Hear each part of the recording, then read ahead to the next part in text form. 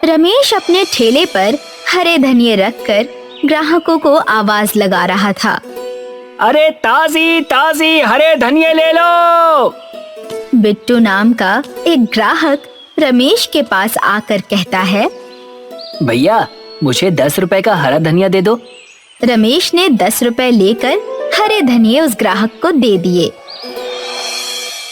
भैया 10 रुपए के इतने कम हरे धनिये? भैया महंगाई बहुत है। अब इतनी भी महंगाई नहीं है। ये क्यों नहीं कहते कि तुम मनमानी कीमत लगाकर ग्राहकों को ठग रहे हो? भैया मेरी बात का विश्वास करो, मुझे थोक में स्वयं ये हरे धनिये बहुत ही महंगे पड़े हैं। इस पूरे गांव में केवल जमींदार ही हरे धनिये की सप्लाई करता है।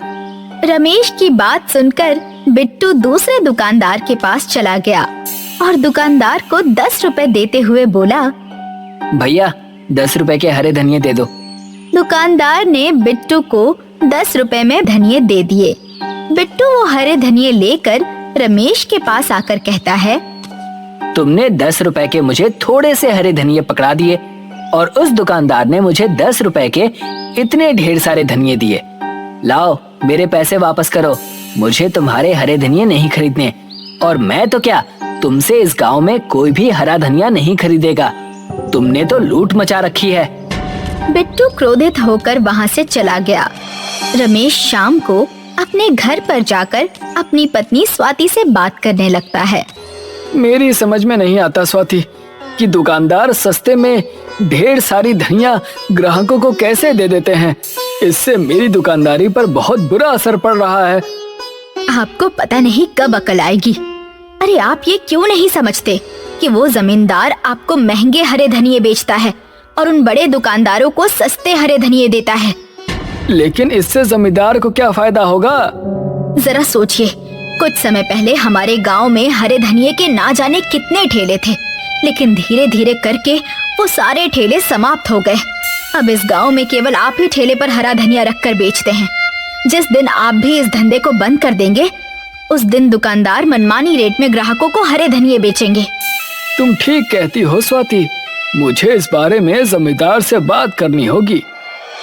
अगले दिन रमेश गांव के जमींदार के पास चला गया। रमेश को देखकर जमींदार ने कहा, क्या बात है रमेश, कल ही तो तुम मुझसे हरे धनिये लेकर गए थे, क्या इतनी जल्दी तुमने वो बेच दिए? मैं इसी सिलसिले में आपसे बात करने के लिए आया हूँ। क्या हुआ, सब ठीक तो है? जमींदार साहब, सारे गांव के दुकानदारों को आप ही हरे धनिये बेचते हैं, मगर कुछ दिनों से मैं देख रहा हूँ कि सारे दुकानदार कम रेट में ग्राहकों को हरे धनिये ज्यादा देते हैं। ये तो अच्छी बात है रमेश, तुम भी कम रेट में ग्राहकों को बेचो। जमींदार साहब, दुकानदार ऐसा तभी कर सकते हैं जब आप उन्हें सस्ते में और मुझे महंगे में हरे धनिये दे रहे हो। तुमने बिल्कुल सही कहा रमेश, क्योंकि जितने भी दुकानदार हैं वो सब नगद में मुझसे हरे धनिये खरीदते हैं और बड़े पैमाने पर इसका कारोबार करते हैं, और तुम ठेला लगाकर उन सब की दुकानदारी खराब करते हो। इसीलिए तुम आज से हरे धनिये बेचना बंद कर दो। ये तो बहुत गलत बात है जमींदार साहब, इसका मतलब मेरी पत्नी बिल्कुल सही कह रही थी। आप छोटे दुकानदारों को खत्म करके बड़े दुकानदारों को बढ़ावा दे रहे हैं। तुम्हारी हिम्मत कैसे हुई मुझसे इस तरह से बात करने की? आज से तुम्हें कोई हरा धनिया वनिया नहीं मिलेगा। जाओ, जाकर कोई और धंधा देखना शुरू कर दो।